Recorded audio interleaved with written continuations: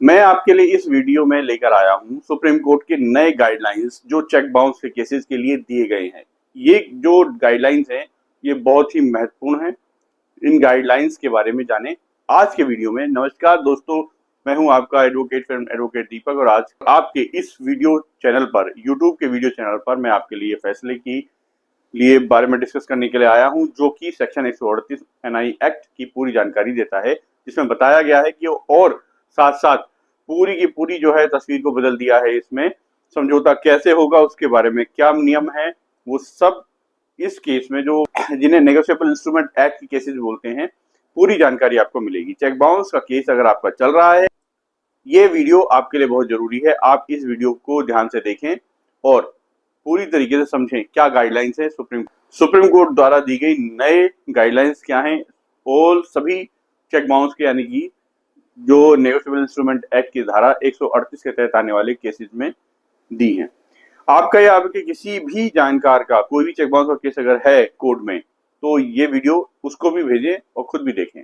बहुत काम का वीडियो साबित हो सकता है आपके लिए। तो चलिए फ्रेंड्स, शुरू करने से पहले मेरे यूट्यूब चैनल को सब्सक्राइब जरूर कर लीजिएगा, बेल आइकन बटन जरूर कर लीजिएगा प्रेस।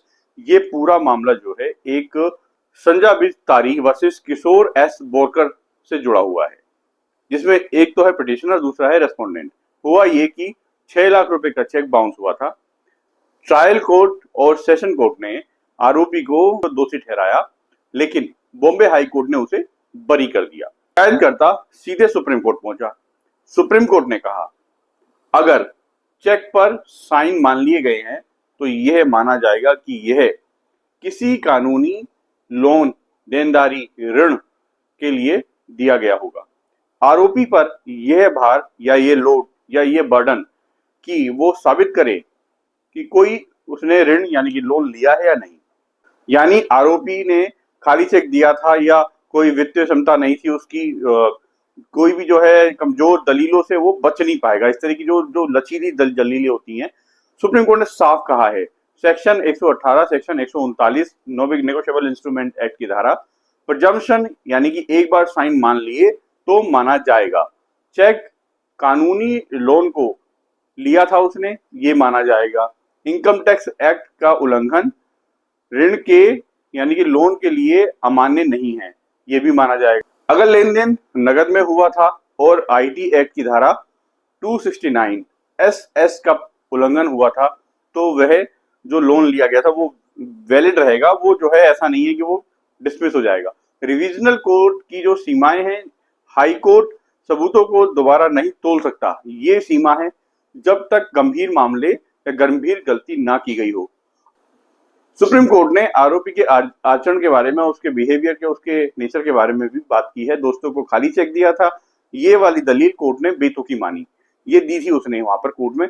यानी कि कंप्लेनेंट को राहत दी गई और आरोपी के लिए इसमें मुश्किलें बढ़ा दी गई। सुप्रीम कोर्ट के गाइडलाइंस क्या हैं, जो नई जो गाइडलाइंस दी हैं वो अब चेक बाउंस केसेस में क्या है, उनके बारे में जानते हैं। दोस्तों, अब आते हैं इस हिस्से पर जो बहुत इंपॉर्टेंट है आपके लिए, तो ध्यान रखिएगा, इनको जरूर सुनिए। सुप्रीम कोर्ट ने चेक बाउंस के निपटारे के लिए जो नए रूल्स दिए हैं, नंबर 1 उनमें यह है कि डबल सम्मन सर्विसेज होंगी। अब सम्मन सिर्फ पुलिस या पोस्ट से नहीं होगी, कंप्लेनेंट खुद दस्ती सर्विस, इलेक्ट्रॉनिक तरीके से व्हाट्सएप, ईमेल वगैरह वगैरह तरीके से भी, जो भी इसमें आता है इलेक्ट्रॉनिक सामान, जो भी इलेक्ट्रॉनिक तरीका आता है वो कर सकता है। ऑनलाइन पेमेंट की सुविधा भी इसमें दी है। हर जिला अदालत में क्यूआर कोड, यूपीआई लिंक होगा ताकि आरोपी शुरुआत में ही पैसा चुका सके। वो ये ना कहे कि मुझे कैश नहीं है, मेरे पास लाना पड़ेगा, ये है वो है, वो ऑनलाइन पेमेंट करा सके। तीसरी बात, सिनॉप्सिस फॉर्मेट जो लगाना है, सिनॉप्सिस जैसे हाई कोर्ट में लगाते हैं वो लगाना जरूरी है। कंप्लेनेंट के साथ एक स्टैंडर्ड समरी लगेगी जो कंप्लेनेंट जो लगाएगा कंप्लेंट अपनी, उसमें जिसमें चेक नंबर, राशि, तिथि, डिसऑनर का कारण क्या था, नोटिस की डिटेल सब साफ साफ लिखनी होगी जब हम कंप्लेंट लगाते हैं। इसके लिए क्या नाम है, चेक बाउंस के केस में केस लगाते हैं तो पहले हम सिनॉप्सिस नहीं लगाते थे, हाई कोर्ट सुप्रीम कोर्ट में लगाते हैं, लेकिन अब इसमें भी लगाना होगा। इसके अलावा सम्मन कोई भी नहीं दिया जाएगा कॉग्निजेंस होने से पहले। कोई भी जो है मजिस्ट्रेट कंप्लेंट को जो कॉग्निजेंस लेगा, संज्ञान लेगा, उससे पहले कोई सम्मन नहीं भेजेगा। पांचवी बात, एक क्वेश्चंस पूछे जाएंगे जो स्ट्रक्चर्ड होंगे, ये नहीं कि जो है अपनी मर्जी से कुछ भी पूछ लो। एक स्पेसिफिक सवाल पूछे जाएंगे आरोपी से चेक साइन और उसकी देनदारी को लेकर, ताकि कोई भी बात को तय किया जा सके, समरी ट्रायल होगा या लंबा केस होगा, इस बारे में ये तय किया जा सके। इसके बाद आएगा फिजिकल कोर्ट हियरिंग होगी या नहीं, ये भी तय की, इसमें गाइडलाइन दी है कि सम्मन के बाद केस फिजिकल रखा जाएगा, ना कि ऑनलाइन। कोई भी ऑनलाइन सेटलमेंट नहीं होगा, कोई भी ऑनलाइन हियरिंग नहीं होगी, आप आओ और फिजिकल प्रेजेंट हो अगर सम्मन आपको हो गया इशू। अब बात करते हैं कंपाउंडिंग यानी समझौते के बारे में, क्या नियम बनाए गए हैं। दामोदर एस प्रभु केस 2010 के हिसाब से अलग अलग स्टेज पर अलग अलग कॉस्ट यानी कि फाइन लगाया जाता था। अब कोर्ट ने इसे मॉडिफाई कर दिया है, और क्या जो है मॉडिफाई करके क्या क्या जो है रूल्स बनाए हैं, अब वो मैं बता देता हूं आपको। 0 कॉस्ट, अगर डिफेंस एविडेंस शुरू होने से पहले पैसा दे दिया गया है तो कोई कॉस्ट नहीं लगनी है, 0। 5% कॉस्ट लगेगी अगर डिफेंस एविडेंस के बाद कोई ट्रायल में जो निर्णय जो है अभी नहीं आया है, लेकिन उससे पहले ही उसने जो है अपना पेमेंट कर दिया है। 7.5% कॉस्ट लगेगी अगर सेशन कोर्ट हाई कोर्ट में अपील के दौरान भुगतान कर दिया गया है, पेमेंट हो गई है पैसों की।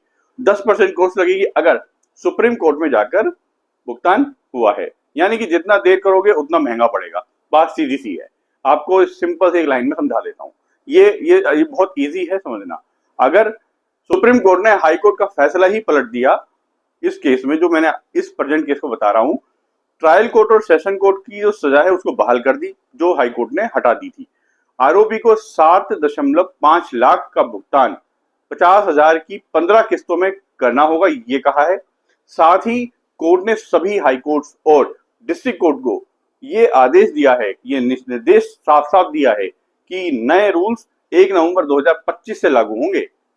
अगर नहीं किए तो समस्या होगी, ये जो है साफ साफ बोला है। तो दोस्तों, ये था सुप्रीम कोर्ट का वो फैसला जो चेक बाउंस के मामले में, जो उसकी प्रक्रिया और उसके जो समझौते की प्रक्रिया और बाकी चीजों पर नए रूल्स, नए गाइडलाइंस के लिए आया है, जो इस केस को नए कानून, नई जो है दिशा निर्देश और नई गाइडलाइंस की वजह से तेज कर देगा, और तो और ज्यादा चांसेस होंगे ऐसे केसेस में जल्दी निपटारे के।